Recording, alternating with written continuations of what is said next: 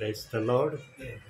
प्रभूच्या नावाला धन्यवाद देतो मी की प्रभूने ही सुंदरशी वेळ दिलेली आहे की या वेळेमध्ये आपण देव बाप्पाचं गौरव करावं, देव बाप्पाला उंच करावं, देवाकडून मिळणारे आशीर्वाद आपण ग्रहण करावे.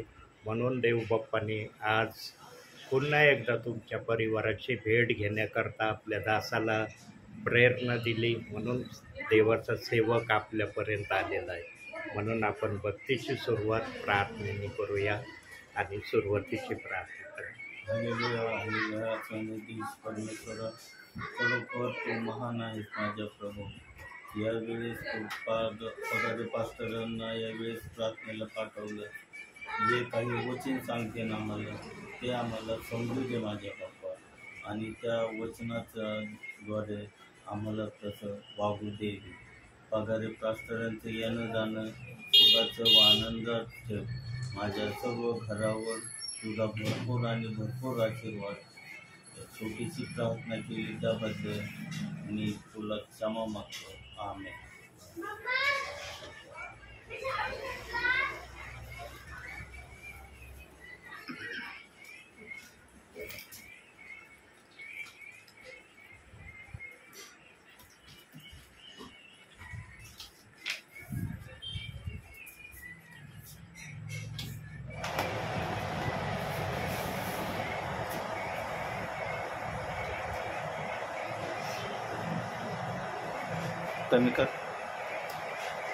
कमी कर ना ते आवाज कमी राहू दे.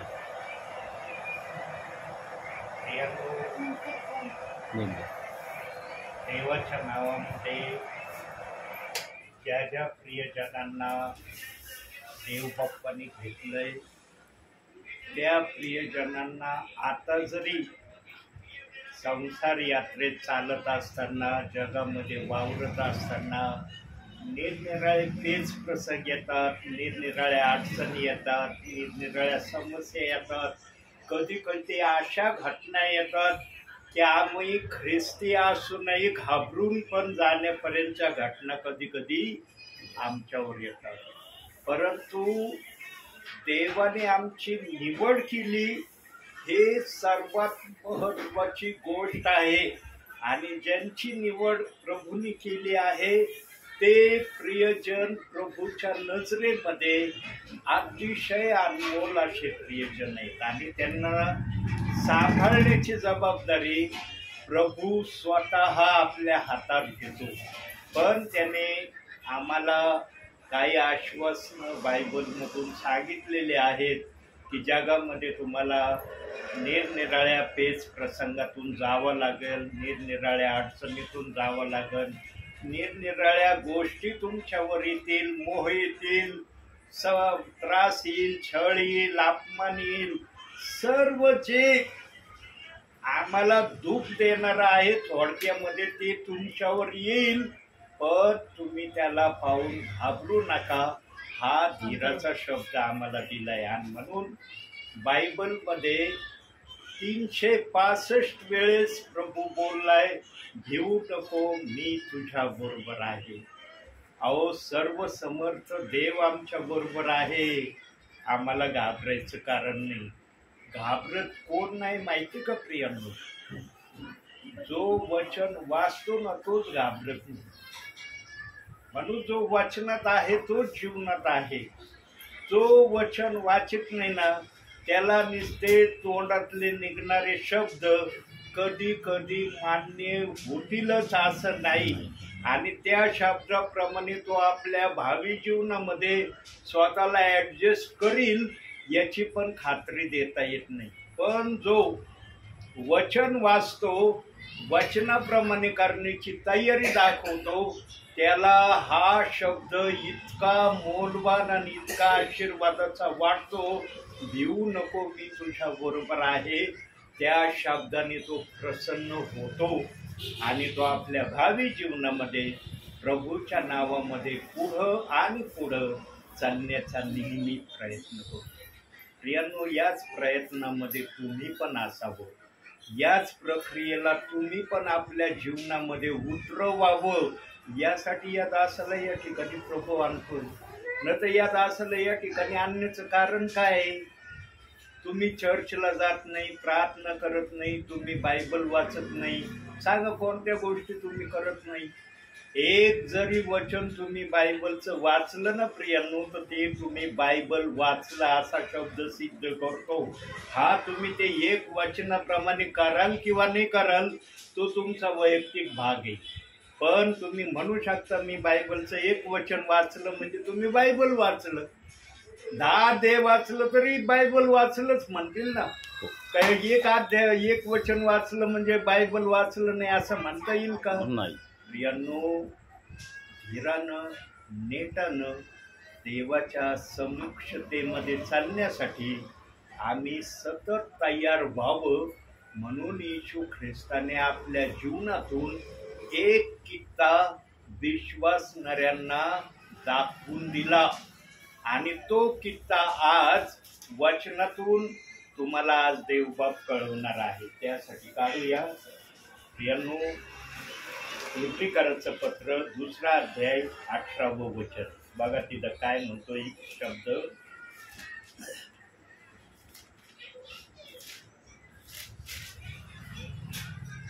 कारण ज्या अर्थी त्याने स्वतः परीक्षेचे दुःख भोगिले त्या अर्थी ज्यांची परीक्षा होते त्यांना सहाय्य करावयास तो समर्थ झाला आहे.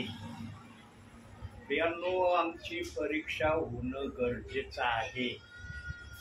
जो पण विश्वासणारा प्रभूच्या नावामध्ये आहे ना, त्याने नेहमी माझी परीक्षा होईल, माझा छळ होईल, माझा अपमान होईल, माझ्या विरोधात लोक निरनिराळ्या तऱ्हेचे संशय धरतील किंवा निरनिराळे भाष्य माझ्यासाठी करतील. ह्या घटना ज्यांच्या जीवनामध्ये होतात ना प्रियांनो, सांगा हे सांगितलेले जेवढे शब्द आहेत ते कुणाला प्रिय वाटतात का? कुणी म्हणन का मला हे शब्द प्रिय आहेत? माझा अपमान व्हावा, छळ व्हावा, निंदा व्हावं, माझ्या विरुद्ध कुणी पण अपशब्द बोलावे, विनाकारण मला त्रास देण्याचा सर्वांनी प्रयत्न करावा, कुणाला मान्य येईल? परंतु देवबाप म्हणतो ज्यांच्या जीवनामध्ये या घटना आहेत तेच माझे विश्वासणारे मला अधिक प्रिय आहेत. मग केवळ या 5 गोष्टी जे सांगितल्या याच एवढ्या नाही, आणखी पुष्कळ सुईच्या टोका एवढ्या बारीक गोष्टीच्या आम्हाला आमच्या जीवनाला, आमच्या शरीराला दुःख देणारे आहेत, आमच्या भावना दुखावणारे आहेत, आमचं मन खिन्न करणारे आहे. अशा सर्व गोष्टी ज्यांच्यावर येतात ते प्रियजन सर्वात जास्त आशीर्वादित आहे असं देवाचं म्हणणं आहे. परंतु आम्हाला वचन माहीत नसल्यामुळं, आम्ही वचनामध्ये चालत नसल्यामुळं आम्हाला कधी कधी या शब्दाचा अनुभव आमच्या जीवनामध्ये यावा याची आम्ही कधी तरतूद करत नाही. कुणीही स्वतःच्या हाताने स्वतःच्या पायावर दगड मारून घेतो का? दाखवा मला कुणी असं आहे का त्यांनी दगड घेतलाय ना आपल्याच पायावर मारून घेतलाय? नाही. कोणाला इच्छाच होत नाही दगड घेऊन आपल्या पायावर मारण्याची. पण आमच्यावर जर संकट आले ना तर आमचं लक्ष आम्ही फक्त प्रभूवर दिलं पाहिजे. बघा ते वचन स्वतः सांगतंय, येशू ख्रिस्ताची परीक्षा होत असताना येशूने कुरकुर नाही केली, येशूने वादविवाद नाही केला. ज्या पित्याने पाठवलं त्या पित्याला नाही म्हणला अरे मी तर तुझ्या नावाने आलोय, माझ्यावर परीक्षा आली, कशाला आली? मी देवाचं पुत्र आहे, माझ्यावर परीक्षा नाही आली पाहिजे, मी परीक्षेसाठी नाहीये, मी तुझा लाडका प्रिय पुत्र आहे, माझ्यावर परीक्षा कशाबद्दल आली? एकही शब्द आमच्या येशू ख्रिस्ताने पित्याला विचारला नाही. निमूटपणे आमचा येशू ख्रिस्त ज्या पण परीक्षेतून, आणि नेहमी प्रियांनो येशू ख्रिस्तावर फक्त सैतान हल्ले करत होता. येशू ख्रिस्ताचा कट्टर शत्रू फक्त सैतान होता. आणि सैतानाची एकच अपेक्षा आणि एकच इच्छा येशूकडून होती. काय इच्छा आणि अपेक्षा होती? सुईच्या टोका एवढं येशू ख्रिस्ताने पाप करावं, सुईच्या टोका एवढं आज्ञाभंगाचं त्याने पाप करावं, याची प्रतीक्षा पाहून पाहून सैतान हिरमुसून गेला. त्याच्या जीवाची लाही झाली, त्याची त्र्यधा उडाली. तो मनातल्या मनात इतका खिन्न, इतका नाराज झाला असेल, त्याची कल्पना ही आम्हाला करणं संभव होत नाही. पण आमच्या येशू ख्रिस्ताने सैतानाची कोणतीच इच्छा गलत पूर्ण केली नाही. सैतान फक्त पापाची अपेक्षा येशू ख्रिस्ताकडे करत होता. आणि आमचा येशू ख्रिस्त नेहमी पित्याने जे सांगितलं होतं की जे लोक सैतानाने पापाच्या डागाने त्यांना भ्रष्ट केलंय, त्यांना शुद्ध करण्यासाठी मी तुला पाठवित आहे. म्हणून जो आम्हाला शुद्ध करण्यासाठी, पवित्र करण्यासाठी आला होता, तो स्वतः पाप करील का? पण सैतानाला वाटत होतं की येशू ख्रिस्तावर मी निरनिराळ्या प्रकारचे संकट टाकले, निरनिराळ्या प्रकारचे मोह आणले, निरनिराळ्या तऱ्हेचे त्याच्यावर गोष्टी प्रगट करण्याचा मी प्रयास केला, तर येशू कुठंतरी चूक करीन. पण आमच्या येशूने कुठंही चूक केली नाही. आता येशू ख्रिस्ताने ह्या परीक्षेमधून स्वतः धीराने नेटाने जर बाहेर निघला आणि सैतान त्याही ठिकाणी फेल झाला, मग आज आम्ही प्रभूच्या नावाने जगामध्ये आज वास्तव्य करत आहोत. करतोच ना प्रभूच्या नावाने वास्तव्य? म्हणता येतं का आम्ही नाही करत प्रभूच्या नावाने वास्तव्य? जर आमच्यावर चूटफूट संकट आले तर आम्ही काय केलं पाहिजे?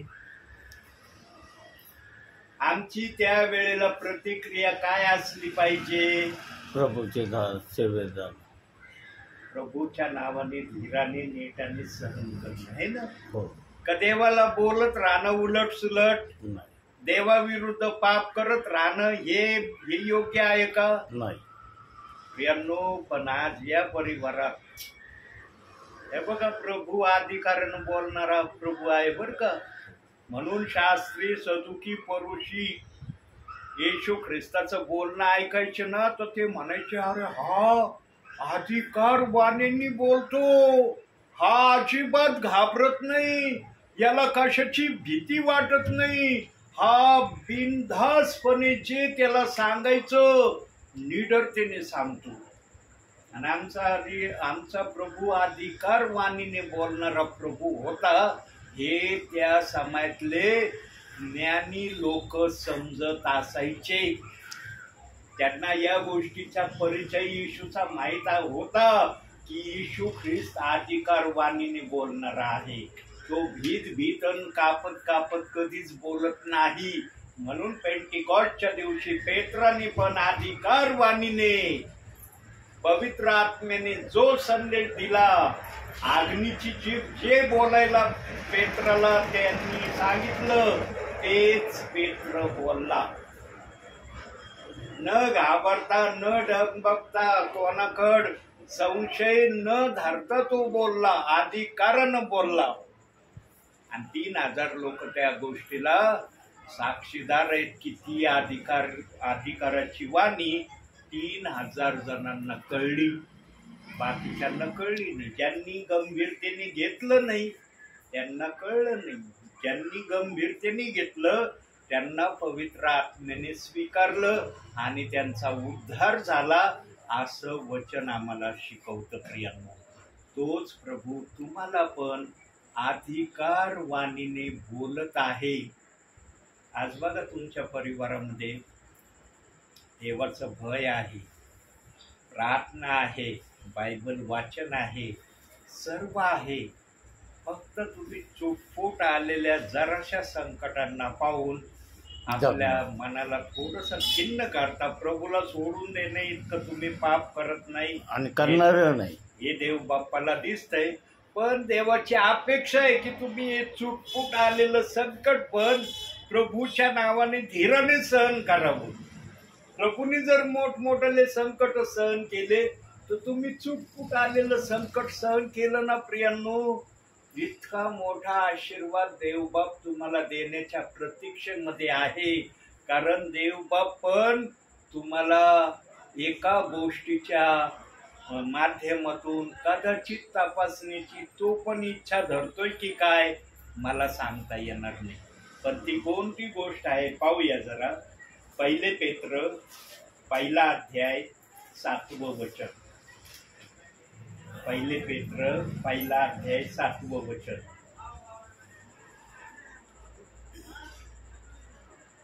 तुम्ही यासाठी शोषिले की नाश होणाऱ्या सोन्याची परीक्षा अग्नीने करीतात, त्या सोन्यापेक्षा मूल्यवान असे जे तुमच्या विश्वासाचे परीक्षेत उतरणे, त्यापासून प्रशंसा, गौरव व मान ही फळे येशू ख्रिस्ताच्या प्रगट होण्याच्या वेळेस मिळावी. बघा, प्रशंसा, गौरव, त्यानंतर तुम्हाला मान हे मिळावं ही देवाची अपेक्षा आहे. पण आम्ही ते म्हणतात ना, काहीतरी एक म्हणे, मला त्या म्हणीचा शब्द आठवण आहे. योग्य वेळ आली ना त्याच वेळेस मनुष्य योग्य वेळेचा उपयोग करण्यासाठी माघार घेतो. बाकी वेळेला कशी परिस्थिती असो त्याचा तो सामना धीराने नेटाने करतो. पण ज्या ठिकाणी त्याला प्रभूकडून काय मिळण्याची, प्रभू देण्याची अपेक्षा तयारी करतो, त्याच ठिकाणी मनुष्य घेण्यासाठी काहीतरी आपल्या मनामध्ये नकाराच्या गोष्टी योजण्याचे प्रयास करतो. प्रियांनो, देवबाप शेवटच्या घटकेपर्यंत विश्वासणाऱ्याला देण्याच्या अपेक्षेत असतो. पण सैतान शेवटच्या घटकेपर्यंत तुम्हाला ते मिळू नये या प्रतीक्षेत तो कार्यरत असतो. आणि तो असे काही चुटपूक कारण समोर उभे करतो. विश्वासणारा प्रभूकड पाहण्यापेक्षा त्या कारणाकड जास्त लक्ष देतो. आणि ज्यांचं लक्ष त्या कारणाकड जातं, मग सैतान म्हणतो, अरे हे माझ्या जाळामध्ये अटकले किंवा फसले. मग सैतान आहे तो, जो प्रारंभापासून पाप करतोय त्याला सांगायची गरज नाही. मग एखाद्या विश्वासणाऱ्याला खिन्न कसं करायचं, त्याच्या भावना कशा दुखवायच्या, त्याला प्रभूच्या मार्गातून कसं हळूहळू विपरीत रस्त्याकडे घेऊन जायचं, सैतानाला हे सांगायची गरज पडत नाही. म्हणून आम्ही वचनामध्ये स्थिर राहणं, वचनाप्रमाणे स्वतःला प्रभू समोर सादर करणं, हेच आमचं त्या समयामध्ये आद्य कर्तव्य आम्ही ठेवलं पाहिजे. आणि जो कोणी अशा प्रकारे देवासमोर स्वतःला सादर करेल त्याला देवबापाने मग काय काय गोष्टी द्यायचं ते आपण वाचनातून वाचलंय. प्रियांनो, धीराने नेटाने आम्ही सर्व काही सहन करावं यासाठी आम्ही प्रभूमध्ये प्रथम विश्वासाने जगणारे असलं पाहिजे. दुसरं, आम्ही देवाचं ऐकणारं असलं पाहिजे. आणि तिसरं, आम्ही वचनामध्ये चालणारं असलं पाहिजे. या 3 गोष्टी जर आम्ही प्रभूच्या भयामध्ये राहून करण्याचा प्रयत्न केला, सैतान कितीही मोहाचे जाळे, संकटाचे जाळे कोणावरही टाको, त्याचा प्रभाव त्या विश्वासणाऱ्यावर पाडणार नाही.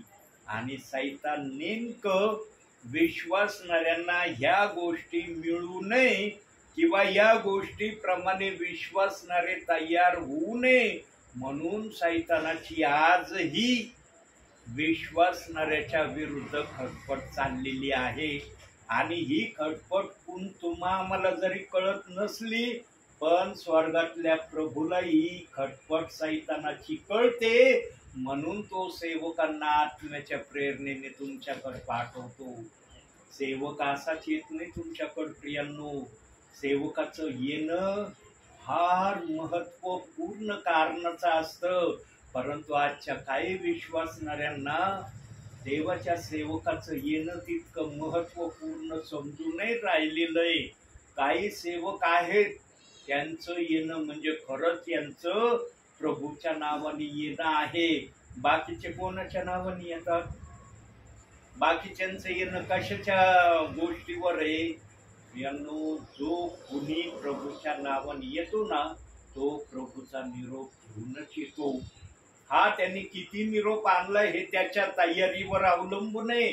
त्याने किती तयारी केली, किती प्रभूच्या सानिध्यात तो बसला, किती प्रभूला त्याने आळवलं, किती प्रभूच्या नावाने त्याने काय काय गोष्टी एकाग्रतेने ग्रहण केल्या, हे सेवकावर डिपेंड असतं.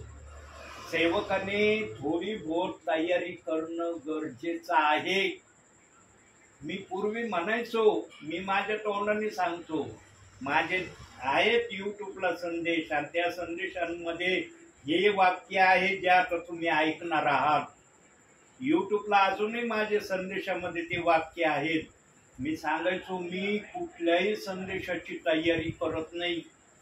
देवाने दाखवलं की लगेच मी निघतो. जरी मी असे शब्द बोलत होतो ना प्रियांनो, त्याही समयामध्ये प्रभूने मला सांभाळून घेतलं.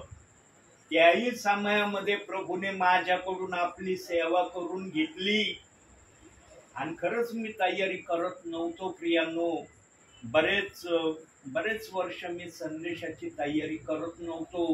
नुसतं प्रभूने दाखवलं की लगेच निघायचो आणि रस्त्याने प्रभूला म्हणायचो, प्रभू मी काही तयारी केलेली नाही, तुला माहिती आहे ना, तू दाखवलं मी निघालोय, तिथं तू कार्य कर. तुझा पवित्र आत्मा माझ्याद्वारे बोलला पाहिजे, तर माझं त्या ठिकाणी जाणं काहीतरी यशस्वी झालं असं मला म्हणता येईल. जर त्या ठिकाणी काहीच झालं नाही तर मी कशाला गेलो तिथं? कशाला तुम्हाला प्रेरणा दिली त्या ठिकाणी जा म्हणून म्हणण्याची? म्हणून एक वचन आहे, अज्ञानाच्या काळाकड देव बाप्पाने डोळे झाक केली. मी अज्ञानी होतो हे देव बाप्पाला त्या समयात कळत होतं. जसं मूल लहान असल्यावर ते अज्ञानी असतं, पण जसं ते मोठं होत चालतं तसं त्याच्यामध्ये शहाणपणा यायला सुरुवात होते. 12 वर्षानंतर हर मुलामध्ये शहाणपण येण्याची प्रतिक्रिया सुरू होते प्रियांनो. मग त्याची बुद्धी जशी त्याला साथ देईल तशी त्याची प्रतिक्रिया तो आपल्या जीवनामध्ये कृतीने बोलाने व्यक्त करून दाखवतो. प्रियांनो, मोशेजवळ 6 लाखापेक्षा अधिक लोक प्रभूने दिले होते. एकटा मोशे होता, एकटा, पण 6 लाखापेक्षा अधिक लोकांचा तो राजा होता. बघा, आता एक व्यक्ती 6 लाखापेक्षा लोकांना सांभाळणारा होता. प्रियांनो, मोशे बद्दल काय आज मला देव बाप्पाने मननामध्ये दाखवलं माहिती का? मोशे प्रभूकड लोकांची मध्यस्थी करायचा. कशाची मध्यस्थी करायचा? परमेश्वराच्या मनामध्ये लोकांना शासन करण्याची क्रिया निर्माण व्हायची. पण मोशे परमेश्वराला आळवायचा आणि आठवण करून द्यायचा, तू अब्राम, इसाक, याकोबाचा देव आहेस. त्यांच्याशी तू काय करार केलेला आहे, त्या कराराला तू ध्यानामध्ये ठेव की माझ्या प्रजेला मी कधीही नाश करणार नाही, असा करार तू त्यांच्याशी केलेला आहे. आणि तू तर मला उघडरित्या म्हणतो या लोकांना मी मारून टाकणार आहे. तू मध्ये येऊ नको. बघा आता वचनातून बघू हा विचार. हे आता तुम्हाला तोंडी सांगितलं, आता जरा वचनातून याला मी दाखवतो.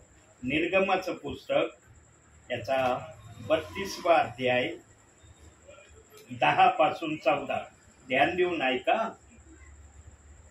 तर आता मला आड येऊ नको, मी आपला कोप त्याचवर भडकून त्यास भस्म करीतो आणि तुझेच एक मोठे राष्ट्र करीतो.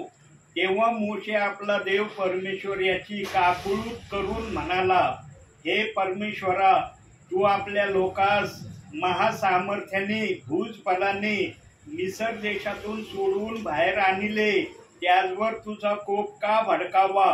त्यास पहाडामध्ये मारून टाकावे आणि धरित्रीवरून त्यास नष्ट करावे, म्हणून त्यास मिसर देशातून परमेश्वराने बाहेर काढले असे मिस्री लोकांनी का बोलावे?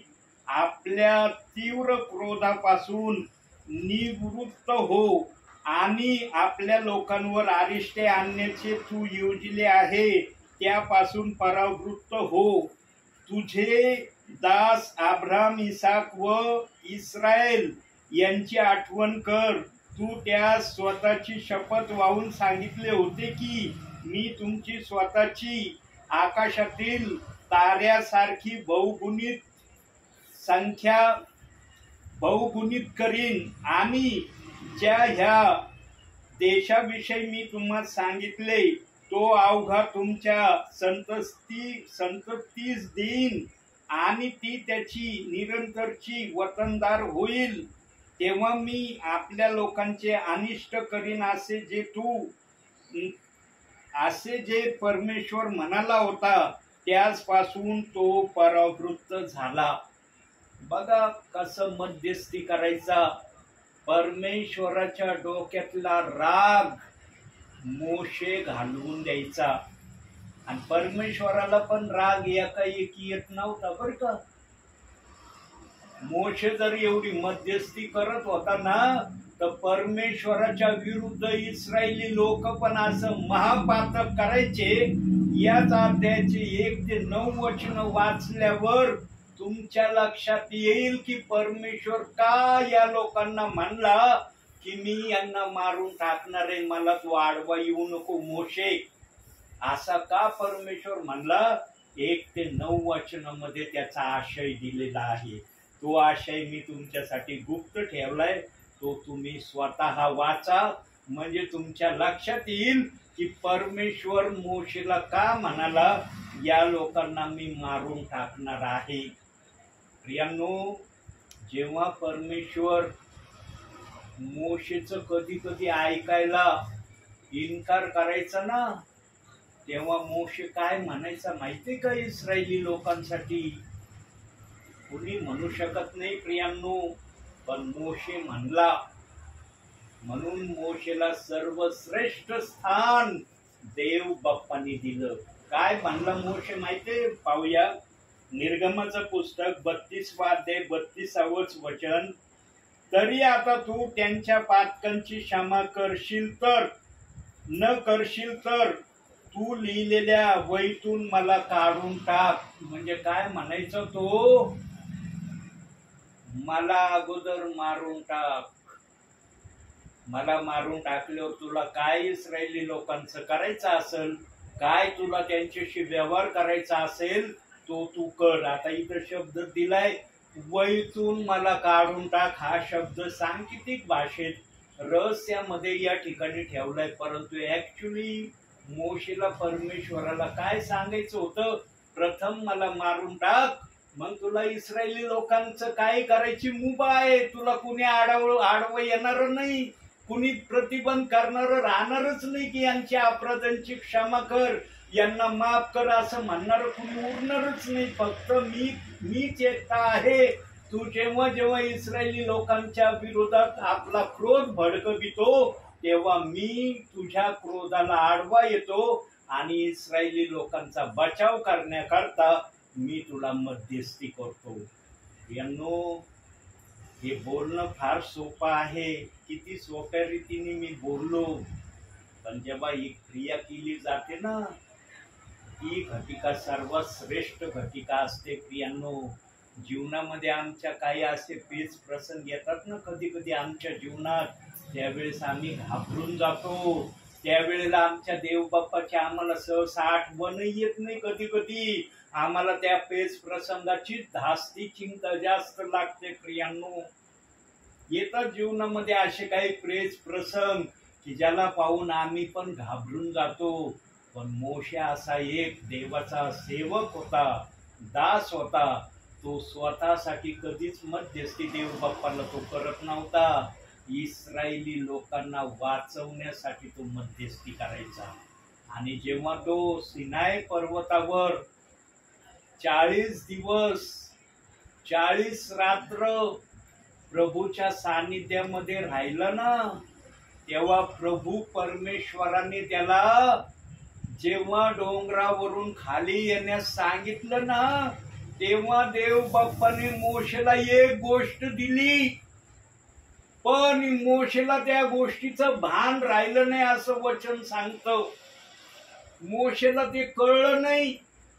मोशेने त्या गोष्टीकडे लक्ष लावलं नाही. पण इस्रायली लोक आणि अहोरोन यांच्या प्रत जेव्हा मोशे गेला, तेव्हा इस्रायली लोक आणि अहोरोन मोशेला पाहून घाबरले. मोशे पण आश्चर्यात पडला. अरे, हे इस्रायली लोक मला बघून का घाबरू राहिले? माझा भाऊ अहरोन हा देखील मला पाहून भीतोय. काय बरतोय? असं काय माझ्यामध्ये आलंय? मोशेला भान राहिलं नाही. पण परमेश्वराने त्याला आठवण करून दिली.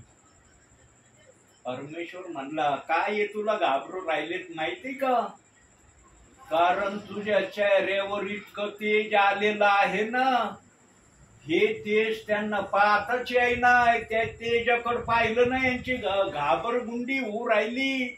घाबरू राहिले ते तुझ्या चेहऱ्याकडे पाहायला.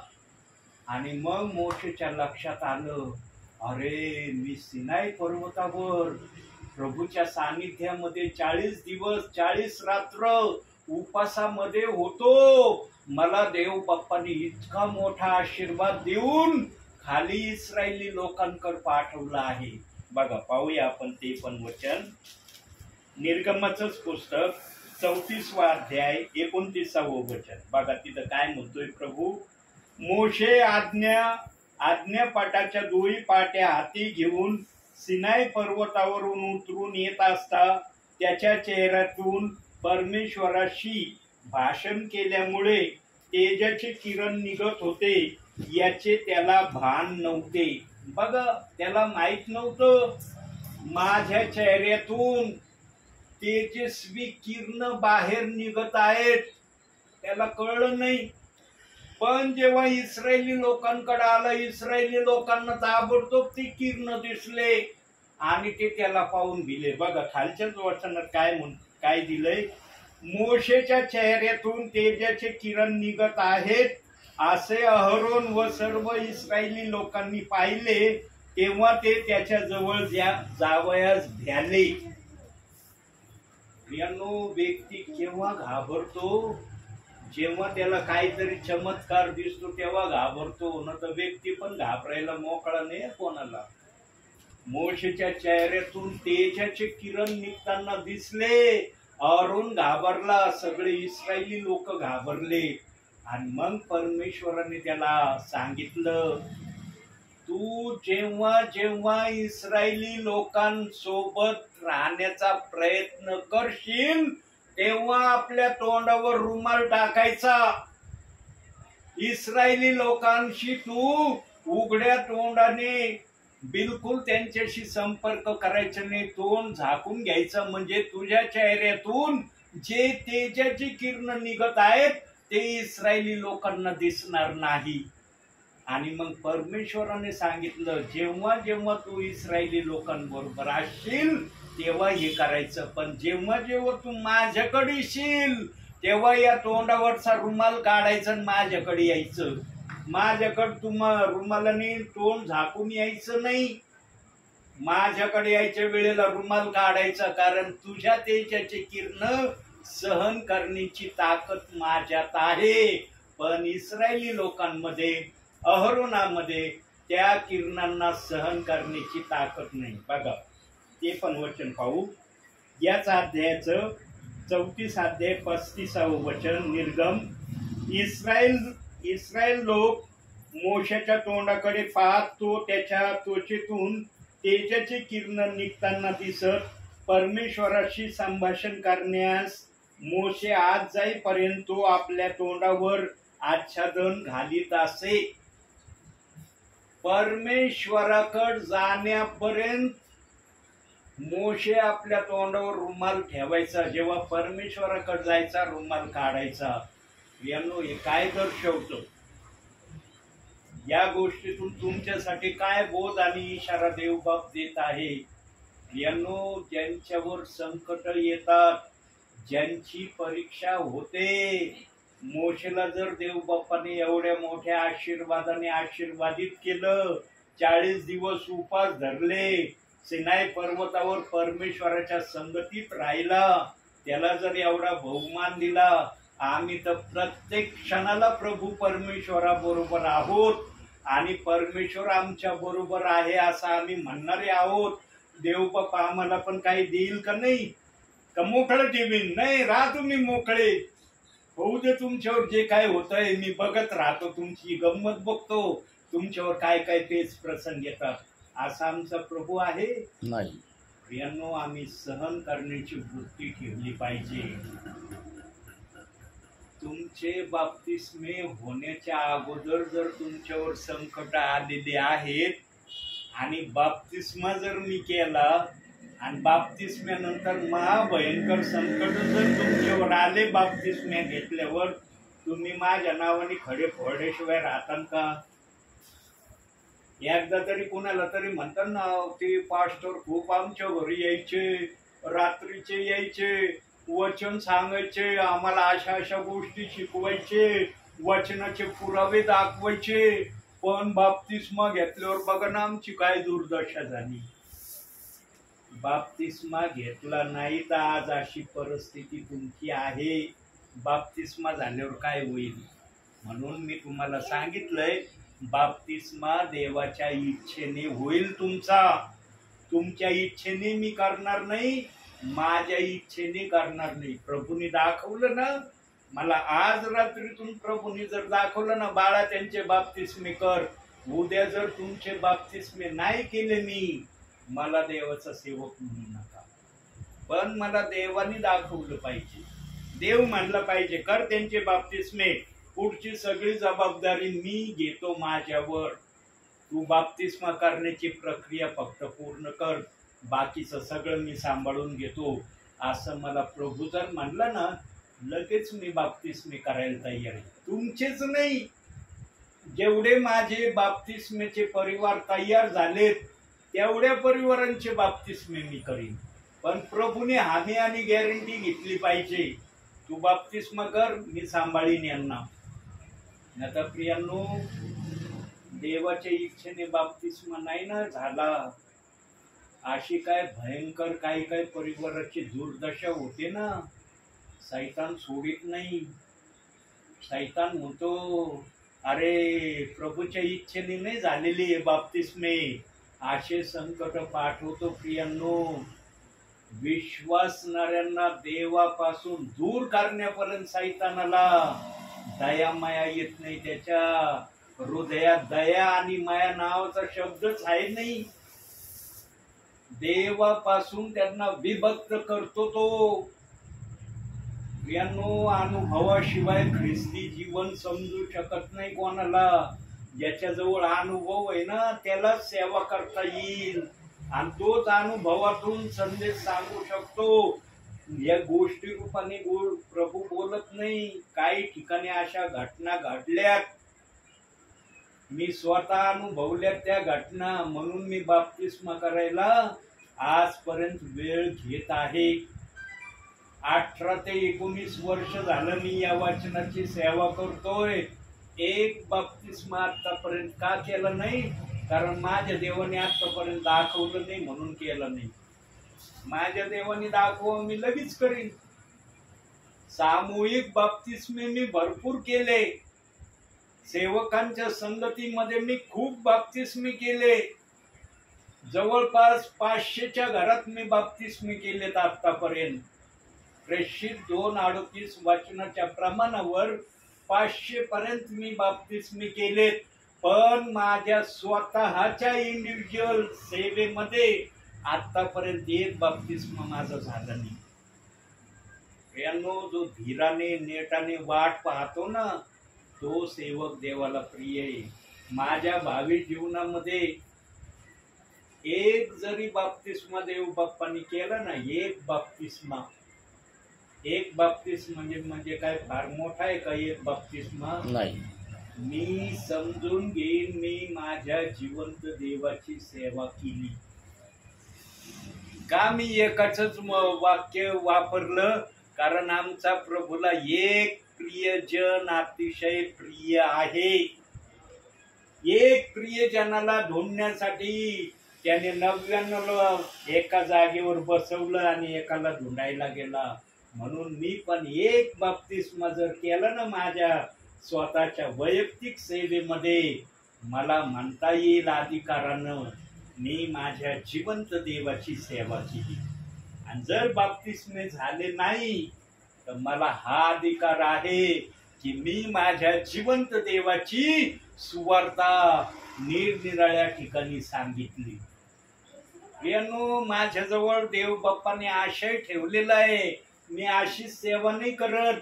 बाप्तिस्मा झाला तरी माझ्याकडे बोलायला शब्द आहेत, आणि बाप्तिस्मा झाला नाही तरी माझ्याजवळ बोलायला शब्द आहे.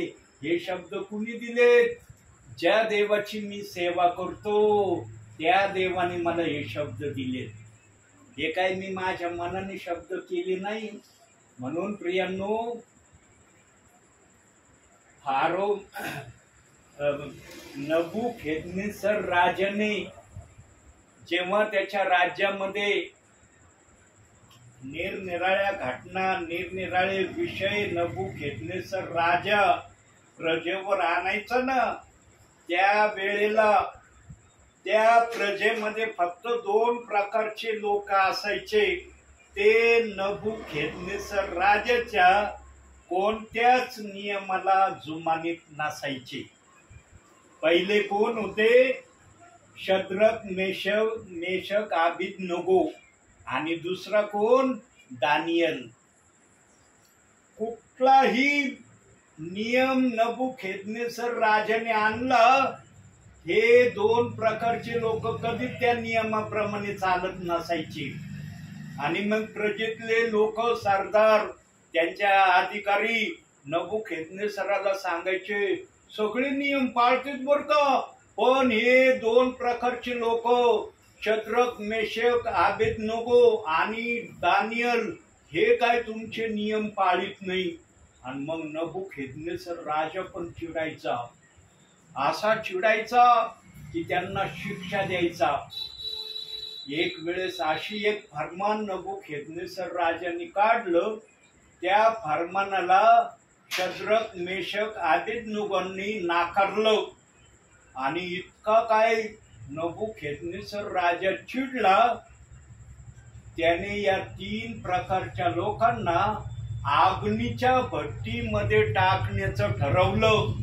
तसं फरमान काढलं आणि तो म्हणला, भट्टी एक प्रकारची पेटते असते ना, 7 पटीने ती भट्टी पेटवा. जे ते भट्टी 7 पटीने पेटवायला गेले ते जळून मेले प्रियांनो. पण जेव्हा या 3घांना त्या आगीमध्ये टाकलं, तेव्हा आगीमध्ये जाण्या अगोदर हे 3 जण काय म्हणले माहिती का? आम्ही जर असतो ना तर आम्ही घाबरून गेलो असतो. अरे 7 पट भट्टी पेटायचा आदेश दिला, 1 पट भट्टी पेटत असती, 7 पट भट्टी पेटली, तिथं जाताच मी खलास होऊन जाईन. त्या भट्टीजवळ जातोय तर मी जळून राख होईन, असा आम्ही विचार केला असता. पण हे 3 जण काय म्हणले माहितीये का नबुकदनेस्सर राजाला आणि संपूर्ण प्रजेला? ज्या देवाची आम्ही सेवा करतो तो देव आम्हाला अग्नीतूनही वाचवायला समर्थ आहे. कोण असं बोलू शकतं प्रियांनो? ज्यांच्यामध्ये देवाचा आत्मा कार्यरत आहे ना, त्यांनाच असं बोलणं शक्य आहे. ज्यांच्यामध्ये देवाचा आत्मा कार्यरत नाही ना, ते कदापि असं बोलू शकत नाही. पाहूया तेवढा एक शब्द. दानिएलाचं पुस्तक 3रा अध्याय आणि त्याचं 17वं वचन.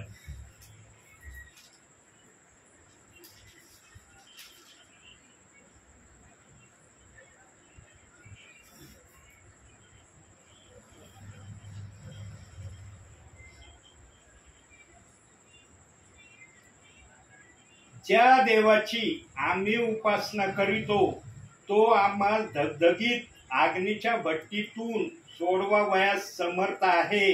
महाराज तो आम्हास आपल्या हातातून सोडविल. बघा नबुकदनेस्सर राजाला काय उत्तर दिलं. त्याच्या अलीकडचे जर वचन पाहिले तर तिथं सविस्तररित्या नबुकदनेस्सर राजाने भट्टी कशी पेटवायला सांगितले त्या प्रकारचे वचन दिलेत. पण आपण फक्त थोडक्यात या तिघांनी काय शब्द नबुकदनेस्सर राजाला दिला आणि प्रजेशी ती काय बोलले तो शब्द मी तुम्हाला वाचून दाखवला. यांनो, देवाचे सामर्थ्यशाली लोक तुम्ही बनावे ही देवाची तुमच्याकडे अपेक्षा आहे. देव तुम्हाला भेटायला येतोय ना, तर सामर्थ्यशाली बनवण्यासाठी येतोय तुमच्याकडं आणि मला पाठवतोय. असाच मी येत नाही तुमच्या घरी. मला काही नाही काम म्हणून चला मी जातो या परिवारात आणि या परिवाराला आता बसवितो प्रार्थनेला आणि ऐका माझा संदेश, अशा इथून देव बाप मला पाठवितोय. प्रियांनो, सामर्थ्यशाली बना तुम्ही. सामर्थ्य आपल्यामध्ये निर्माण करण्याचा प्रयत्न करा आणि सामर्थ्य जर तुम्हाला प्राप्त करून घ्यायचं असेल तर वचन वाचण्याशिवाय दुसरं पर्याय नाही सामर्थ्य आपल्यामध्ये आणण्याचं. प्रियांनो, वचन असं वाचित जा की वचन वाचता वाचता देव बाप्पाने तुम्हाला थोडं तरी सामर्थ्याने भरलं पाहिजे. आज सगळेच म्हणतात आम्ही वचन वाचतो, प्रार्थना करतो. चांगली गोष्ट आहे, वचन वाचणं वाईट नाही. पण वचनातून तुम्हाला काय भेटतं? देवाचा आत्मा काय देतो तुम्हाला वचनातून? तुम्हाला जर वचनातून काही भेटत नाही प्रियांनो, तर मग तुम्ही काय वाचन करता? देवासाठी जो वेळ तुम्ही खर्च करता त्या वेळेचा तुम्हाला काय आशीर्वाद मिळतो? प्रियांनो, जो पण देवाकडे जातो ना, देव बाप त्याला आशीर्वाद देण्याची आशा ठेवतो. फक्त जाणाऱ्याने विश्वासानं गेलं पाहिजे. म्हणून 12 वर्षाच्या रक्तस्रावी स्त्रीने विश्वासाने येशू ख्रिस्ताच्या गोंड्याला तिने स्पर्श केला आणि मनात म्हणली, एवढ्या दाटीमधून मी जर येशू ख्रिस्ताच्या गोंड्याला जरी स्पर्श केला तरी माझा 12 वर्षाचा रक्तस्राव येशू ख्रिस्ताच्या गोंड्याला शिवल्याने थांबेल. आणि तसं झालं. कितीतरी वैद्य, कितीतरी दवाखाने, कितीतरी तिने आयुर्वेदिक औषधांचा त्या रक्तस्रावापासून सुटका व्हावी म्हणून सगळी तिची संपत्ती तिने खर्च करून टाकली होती, पण तिला गुण आलेला नव्हता. पण जेव्हा येशू ख्रिस्ताच्या गोंड्याला शिवली ताबडतोब तिचा रक्तस्राव थांबला असं बायबल सांगतं. आणि येशू ख्रिस्त पण म्हणला, माझ्या अंगातून शक्ती गेली मला कळली. शिष्य म्हणले, प्रभू सगळे लोक तुमच्या अवतीभोवती दाटी करते, तुम्हाला धक्का देते, काय काय चाललंय इथून, तरी तुम्ही म्हणतात की माझ्या अंगातून शक्ती गेली. सगळे लोक तुमच्या जवळ आहेत, तुम्ही कसं म्हणता येईल? पण येशूला समजलं माझ्यामधून बरं करण्याचं सामर्थ्य त्या रक्तस्रावी स्त्रीमध्ये गेलं. आणि मग त्या स्त्रीला पण देव बाप्पाच्या आत्म्याने भीत भीत कापत कापत बोलण्याची शक्ती दिली. आणि ती म्हणाली, प्रभू मी तुमच्या गोंड्याला फक्त शिवले. आणि मग जेवढे भिडीचे लोक होते ते ऐकून थक्क झाले. ते म्हणले अरे बापरे, येशूच्या गोंड्याला शिवले, ही स्त्री तर बरी झाली. येशू ख्रिस्तानी जर प्रार्थना केली, येशू ख्रिस्ताने जर आशीर्वाद दिला, तर लोक कसे बरे नाही होणार. यानो आमचा येशू साधारण येशू नव्हता. मरण्या अगोदरही तो साधारण नव्हता आणि मरणानंतरही तो साधारण राहिला नाही. आमच्या येशू ख्रिस्ताजवळ सर्व प्रकारचं सामर्थ्य होतं, असं वचन आम्हाला सांगतं. म्हणून कलसे 1:15 मध्ये सांगितलंय की सर्व सृष्टीमध्ये ज्येष्ठ पुत्र येशू ख्रिस्त आहे. बघा कसं आहे ते, बघूया ते वचन. कलसेकराचं पत्र 1 अध्याय 15वं वचन.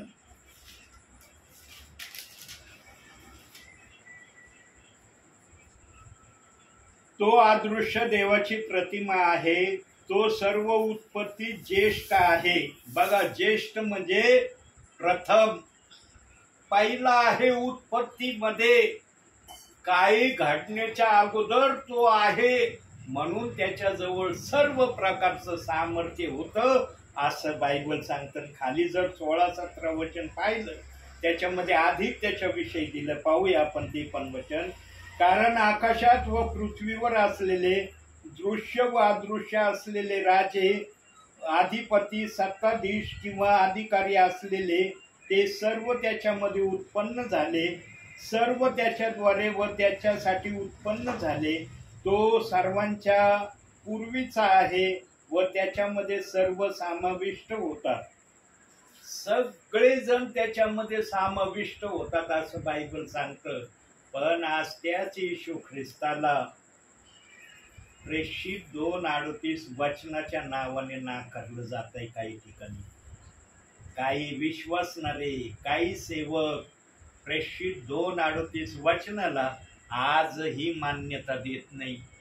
ते म्हणतात हे वचन आम्हाला चलत नाही, हे वचन आम्ही ऐकणार नाही, या वचनाप्रमाणे आम्ही वागणार नाही, या वचनाचा आम्हाला काही एक घेणं नाही. प्रियांनो, विश्वासणाऱ्याला देव बाप्पाने दिलाय का असे अधिकार वचनाविरोधात काही बोलण्याचा? नाही. जो असे शब्द देवाच्या वचनासाठी वापरतो, त्यांच्यामध्ये किती देव असणार आहे हो? त्यांच्यामध्ये देव कोणत्या हद्दीपर्यंत आहे? देवाचा आत्मा म्हणतो का माझ्या वचनाचा विरोध कर, माझ्या वचनाच्या विरोधात चल? देवाचा आत्मा म्हणतो का? नाही. आज या वचनाला जर विरोधामध्ये काही सेवक, काही विश्वासणारे घेत आहेत, तर हे कोणत्या अधिकाराने घेत आहेत? फार धन्य तुम्ही की देव बाप तुम्हाला या विरोध करणाऱ्याच्या प्रतिक्रियेतून बाहेर काढीत आहे. आणि माझी सुवार्ता सांगण्याचं टार्गेट हेच आहे प्रियांनो, की बायबलच्या कोणत्याही वचनाला तुम्ही दोष लावू नका. तुम्ही ज्या ठिकाणी प्रार्थनेला जाता त्याच ठिकाणी प्रार्थनेला जा. जी सेवा करता तीच सेवा तुम्ही करा. पण तुम्ही वचनाला दोष लावणारे म्हणून स्वतःला कधी दोष पात्र देवाच्या नजरेमध्ये सादर होऊ नका. यासाठी मी ही सुवार्ता सांगायला जातोय. पण काही जणांचा गैरसमज आहे आज.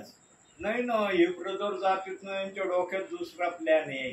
अरे, जो दास देवाचं वचन सांगण्याची आशा ठेवतो, त्याच्या डोक्यामध्ये देवाच्या प्लॅनच्या पुढचा प्लॅन असेल का? आणि जर असा प्लॅन मी देवासाठी केला तर देवाला कळणार नाही का की यांनी कोणता प्लॅन केलाय मनामध्ये तयार? जो प्लॅन देवाने तयार केलाय त्याच प्लॅनवर मी चाललेलो आहे, म्हणून मी सेवा करत आहे. ज्या दिवशी माझ्या डोक्यातला प्लॅन मी चेंज करीन ना, त्यावेळेस मला नाही वाटत की देव बाप माझ्याकडून ही सेवा करून घेईल. प्रियांनो, दोषी होऊ नका. वचनाप्रमाणे आचरण करणारे लय ओरडून ओरडून बोलतात आज सर्वजण. सेवक तर फार जोराने ओरडून बोलतात, आम्ही वचनाप्रमाणे आचरण करणारे आहोत. प्रेषित 2:38 वचन नाकारण करण्यासाठी दिलंय काय? मग ते वचन नाकारण्यासाठी दिलंय? प्रियांनो, वचनाप्रमाणे आचरण करणार ना कोणत्याच वचनाला दोष लावित नाही, कोणत्याच वचनाच्या विरोधात कुरकुर करत नाही, कोणत्याच वचनाच्या विरोधात तो लोकांना भडकावगिरीने बोलत नाही. आज सेवकांनी विश्वासणाऱ्यांना प्रेषित 2:38 वचनाचं इतकी भडकावगिरी केलेली आहे, सेवेमध्ये मी अनुभवली. माझ्याजवळ तो खरा अनुभव आहे. आणि काही परिवार आज पण आहेत, ते परिवार आजही ते म्हणतात आम्हाला प्रेषित 2:38 वचन बिलकुल नाही चलत, आम्ही बिलकुल ते ऐकणार नाही, तुम्ही आमच्याकडे प्रार्थनेला येऊ नका. माझा देवच तुमच्याकडे येत नाही, मी कशाला येऊ तुमच्याकडे? माझ्या देवाला तुम्हाला भेटायची इच्छा नाही तर मी कधी भेटायला येईन तुम्हाला? एकदाच विश्वासणारे बोलले, परत गेलो नाही त्यांच्याकडे. मी देवाला म्हणलं, देव बाप्पा त्यांनी सपशेल तुला नाकारलंय, मला नाकारलं नाही, तुझ्या वाचनाला नाकारलंय, म्हणजे तुला नाकारलंय त्यांनी. आणि जर तुला नाकारलेलं मान्य असलं तर पाठव मला. माझ्या देवाने माझे काही शब्द ऐकलेत, काही ठिकाणी देव बाप्पाने मला आजपर्यंत पाठवलं नाही. आता ते मला फोन करतात, माझा नंबर कुठून कुठून त्यांनी ढूंढून काढाय, कोणाकडून घेतलाय, मला फोन येतात आणि म्हणतात, ब्रदर आमचं चुकलं, आमच्या घरी या प्रार्थनेला. म्हणलं येईल ना मी प्रार्थनेला यायला इन्कार नाही करत, पण माझा देव तुमच्या घरी आला पाहिजे. माझा देव जर आला तर मी येईन, माझा देव जर नाही तुमच्या घरी, मी कशाला येऊ तुमच्या घरी? माझ्याजवळ काय तुम्हाला देण्यासाठी, किंवा मी काय देऊ शकतो तुम्हाला? ज्यांनी विश्वासाने देव बाप्पाकडे प्रार्थना केली ना माझ्या सांगण्याप्रमाणे, त्यांना म्हणलं देव बाप्पाकडे प्रार्थना करा, क्षमा मागा देव बाप्पाला. देव बाप्पा आमचं चुकलं, म्हणून बायबलमध्ये नीतिसूत्रे 24:16 वचन लिहिलंय, माझा विश्वासू 7 वेळेस पाडला तरी मी त्याला उठून उभं करेन. तो फक्त देवाला सोडून दिलं म्हणजे पाडला असं नाही, त्याने देवाच्या वचनाविरुद्ध जरी बोलला ना, हे देखील देवाच्या नजरेमध्ये पडणं आहे. प्रियांनो, कधी देवाच्या वचनाला दोष लावू नका, कधी देवाच्या वचनाच्या विरोधात चालण्याची क्रिया करू नका. जो कोणी या प्रक्रियेमध्ये राहील ना, सैतान एक ना एक दिवशी त्यांच्यावर हल्ला केल्याशिवाय राहणार नाही. सैतान अतिशय धूर्त प्राणी आहे प्रियांनो. सैतान फक्त वचनाला घाबरतो, बाकी कशाला घाबरत नाही. लक्षात ठेवा, तो सैतान फक्त वचनाला घाबरतो. म्हणून आमच्या येशू ख्रिस्ताने त्याला वचनाने हरवलेला आहे अरण्यामध्ये. आणि जेव्हा म्हणलं ना निघून जा माझ्या पुढून, लगेच निघून गेला. सैतानने म्हणलं मला 4था प्रश्न करायचा आहे, तेवढं विचारलं ना मग जातो. येशू म्हणला निघ, थांबू नको माझ्या समोर, लगेच गेला निघून. आमचा येशू अधिकारवाणीने सगळ्याला बोलणारा होता. सैतानाला देखील तो अधिकारवाणीने म्हणायचा निघ, लगेच जायचा. तो अधिकार आमच्यामध्ये आला पाहिजे. आम्ही तो अधिकार न सैतानासाठी वापरला पाहिजे. पण आज तो अधिकार कशासाठी वापरला जातोय तुम्हाला चांगल्या प्रकारे माहिती आहे. फोडून सांगायची काय आवश्यकता नाही. ज्याला त्याला समजतंय आज आम्ही अधिकार कोणावर कसा चालवित आहोत. प्रियांनो, आम्हाला देव बाप्पाने सैतानावर अधिकार चालवण्याचा अधिकार दिलाय. आणि जो कोणी सैतानावर अधिकार चालवण्यासाठी वचनाचा उपयोग करील ना, देव बाप्पाचा आत्मा त्याला सामर्थ्य प्रदान करील. पण जो कोणी या अधिकाराचा उपयोग इतर गोष्टींसाठी करील, तिथं देव बाप काय करेल मला सांगता येणार नाही. आम्ही देवाची इच्छा ओळखून देवाच्या आज्ञेमध्ये राहिलं पाहिजे, ही देव बाप्पाची तुमच्याकडून आणि माझ्याकडून अपेक्षा आहे. प्रियांनो, फार आशीर्वादामध्ये अजूनही येण्याची तुम्हाला संधी देव बाप्पाने ठेवली, अजूनही ठेवली बरं का. निराश होऊ नका, आशीर्वाद येतील तुमच्याकडं. धीराने वाट बघा फक्त. जीवनामध्ये सर्वात घातक शब्द कोणते आहेत माहिती का? सर्वात घातक शब्द जीवनामध्ये कोणते आहेत माहिती? जो तोंडावर हाजी हाजीन माग दगलबाजी करतो ना, ते शब्द सर्वात घातक शब्द आहे विश्वासणाऱ्याच्या जीवनामध्ये. कधी हाजीदाजी करू नका. देव जसा आमच्याशी प्रामाणिकपणे वागतो ना, तसं आम्ही पण आमचं आचरण प्रभूच्या सानिध्यामध्ये प्रामाणिक ठेवलं ना, आम्ही विश्वासणाऱ्यांबरोबर पण आमचं आचरण प्रामाणिकपणे ठेवू. जो देवाशीच प्रामाणिक वागत नाही, तो विश्वासणाऱ्याशी काय प्रामाणिक वागन हो? ज्याला देवाशीच प्रामाणिक वागायचं माहिती नाही, तो विश्वासणाऱ्याशी काय प्रामाणिकपणा दाखवेल? म्हणून प्रथम देवाशी प्रामाणिक वागण्याची तयारी कराल. जेव्हा तुम्ही ही तयारी कराल, तेव्हा देवबाप तुमच्यासाठी एक कार्य करणार आहे. कोणतं कार्य करणार आहे? वचनातून पाहूया. स्तोत्र संहिता 89:22.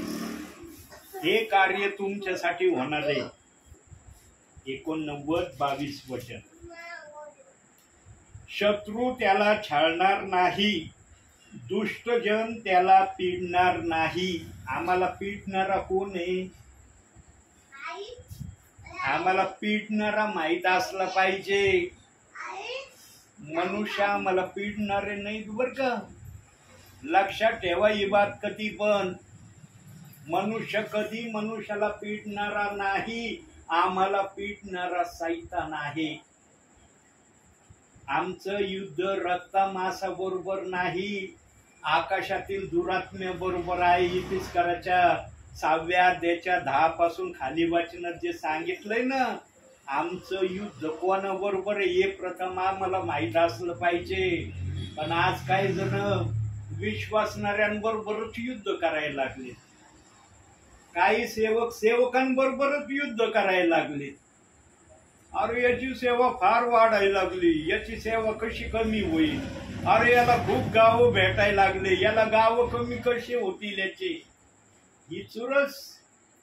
देवाचं काम वाढलं पाहिजे प्रियांनो.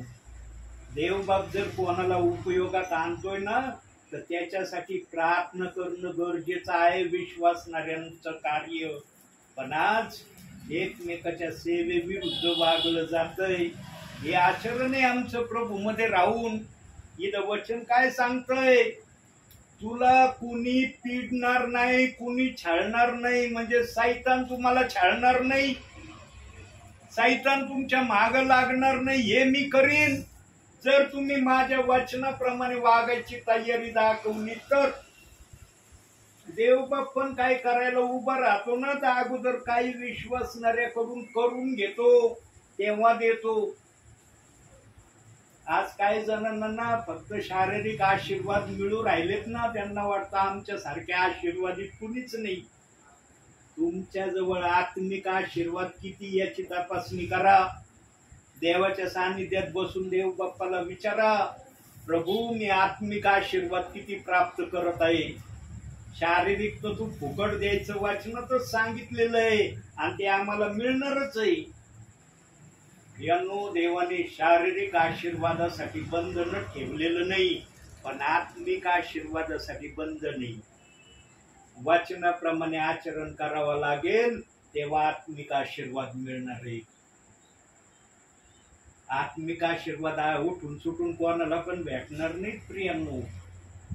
म्हणून जाणकार काय म्हणतात, एखादा जर देवाचा विश्वासू असला ना, तो त्याच्या चालण्यावरून ओळखतात. चालण्यावरून, अरे हा विश्वासू आहे बर का. चालण्यावरून ओळखलं जातं. बोलायचा शब्द तर लांबचा आहे, चालण्यावरून ओळखतात. अरे हे देवाचे विश्वासी बर का. आमची ओळख अशी असली पाहिजे प्रियांनो.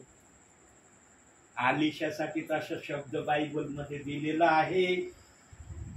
एक परिवारातले म्हणायचे, हा गृहस्थ रोज या वाटेने जातो, हा नक्की देवाचा दास असला पाहिजे. प्रियांनो, चालण्यावरून ओळख होती देवाच्या लोकांची. आमची ओळख अशी असली ना, सांगा सैतान आमच्यावर हल्ले करीन का? येईन का आमच्या जवळ सैतान? असं तुम्ही बनावं म्हणून देव इथं आलाय. देव असाच नाही आला माझ्याद्वारे, मला असं नाही म्हणला चल जा त्या परिवारात.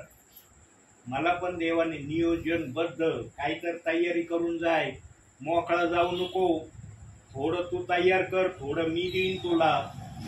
तू 5 पटीचं तयार केलं ना, 80 पटीचं मी पुरवीन तुला. पण तू मोकळा गेला ना, मग मला प्रश्न पडन यांनी काहीच तयारी नाही केली, याला काय देऊ मी.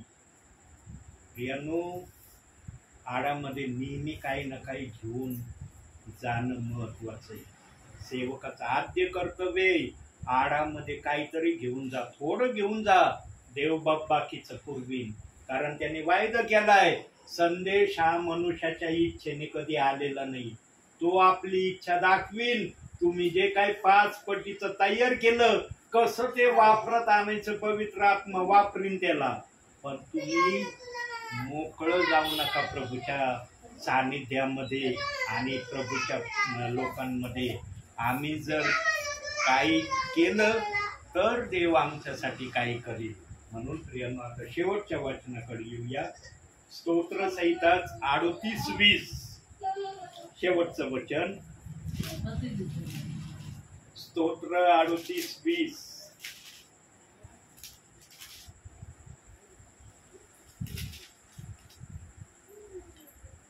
जे चांगले आहे ते धरून मी चालतो, म्हणून बऱ्याची फेड वाईटाने करणारे द्रोहाने माझा विरोध करीतात.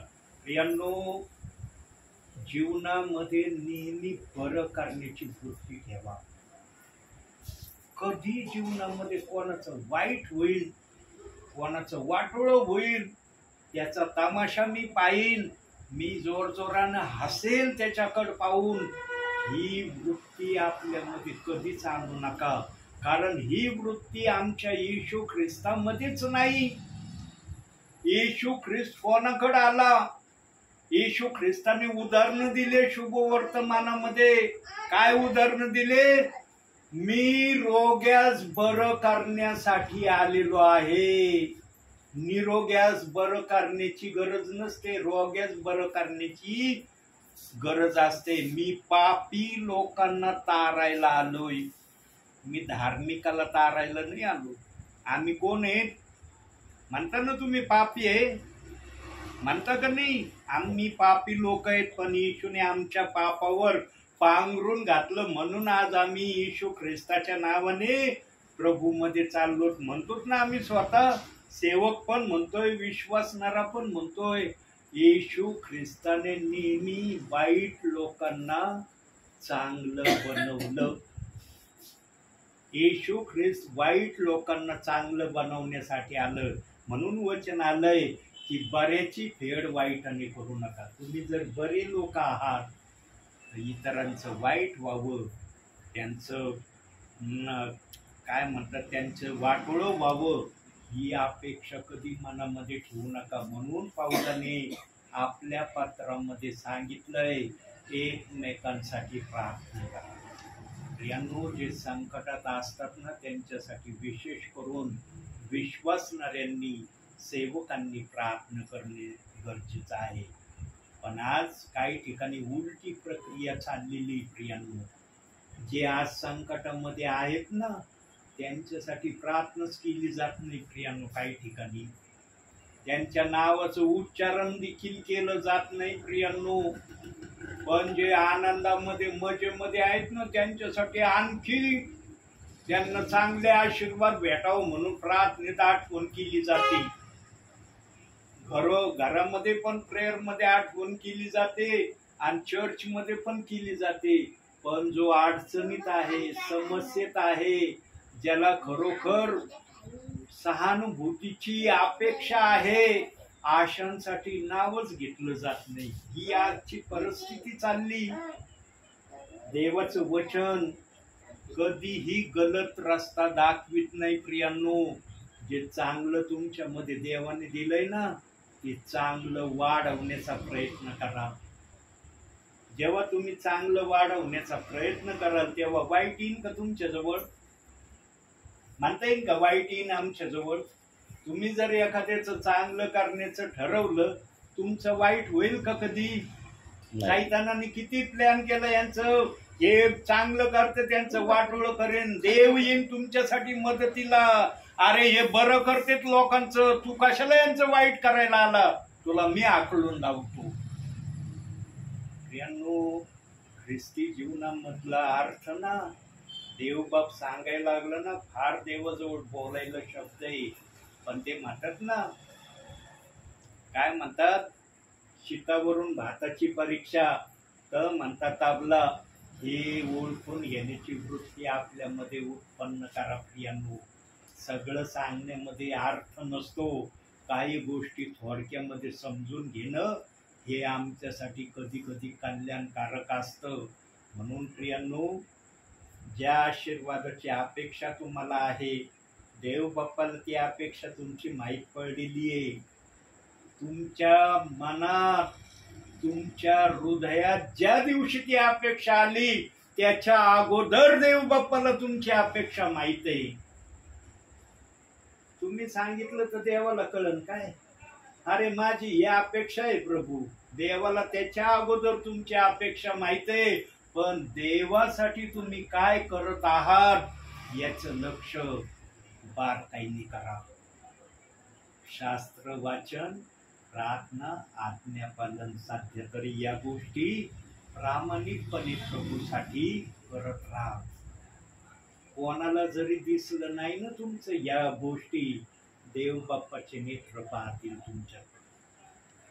आणि जो कोणी या 3 गोष्टी करील ना प्रियांनो, त्याला देव बाप कधी जीवनात असं म्हणू देणार नाही, मी कधी शास्त्र वाचणार नाही, मी चर्चला जाणार नाही, मी देवाचं नाव, देव माझ्यामध्ये आहे पण मी देवाचं काही करणार नाही. हे शब्द येतील का त्यांच्यामध्ये? नाही. येईल? देवाचा आत्मा असे शब्द बोलायला लावेल कोणाला? प्रियांनो, आम्ही कुठंतरी चुकतो. जो चुकतो ना तोच उठतो, जो चुकत नाही ना त्याला उठता येत नाही. तुम्ही चुकलात ना, तुम्हाला उठवण्याची देव बाप तयारी करतो. शास्त्र वाचित नसले, वाचायला सुरुवात करा. प्रार्थना करत नसले, प्रार्थना करायला सुरुवात करा. चर्चला जात नसले, चर्चला जायला सुरुवात करा. आज्ञा पालनामध्ये दिरंगाई करत असले, दिरंगाई करण्याचं सोडून द्या. या गोष्टी देवाला प्रामाणिकपणे करून दाखवण्याचा प्रयत्न करा. ज्या देवावर तुम्ही विश्वास ठेवलाय ना, तो देव विश्वासू देव आहे. तो तुमची हर एक गोष्ट बारकाईने तपासील आणि त्याप्रमाणे तुम्हाला आशीर्वाद देईल. प्रियांनो, तुमची सर्वात मोठी जी आशा आहे ना, ही आशा देवबाप कधीच भंग करणार नाही. हे पवित्र शास्त्र आता घेऊन सांगते. पण ती आशा इतकी सोपी पण नाहीये जितके सोपं मी बोलून गेलो. पण ती आशा तुमची भंग देवबाप करणार नाही, कदापि करणार नाही. जर माझा देव अशी आशा भंग करणारा असता तर मला सेवेला पाठवलंच नसतं देवाने. देव बाप आशा पूर्ण करणारा देव आहे. तुम्ही किती देवाशी विश्वासू राहता याचं परीक्षण तुम्ही करा. मी खरंच देवाशी किती प्रामाणिकपणे राहते, किती प्रामाणिकपणे देवाशी बरोबर माझा करार मी पाळत आहे याचं परीक्षण करा. आणि जेव्हा तुम्हाला या परीक्षणामध्ये योग्यता दिसेल ना, त्या दिवशी आशीर्वाद तुमच्याकडे येतील. आणि जर योग्यता दिसली नसली ना तुम्हाला त्या परीक्षणामध्ये, त्या परीक्षणामध्ये योग्यता आणण्यासाठी आजपासून प्रयत्न करायला सुरुवात करा. म्हणून आजच्या छोट्याशा संदेशातून देवबाप तुम्हाला आणि मला भरपूर आणि भरपूर आशीर्वाद देऊ. आमेन.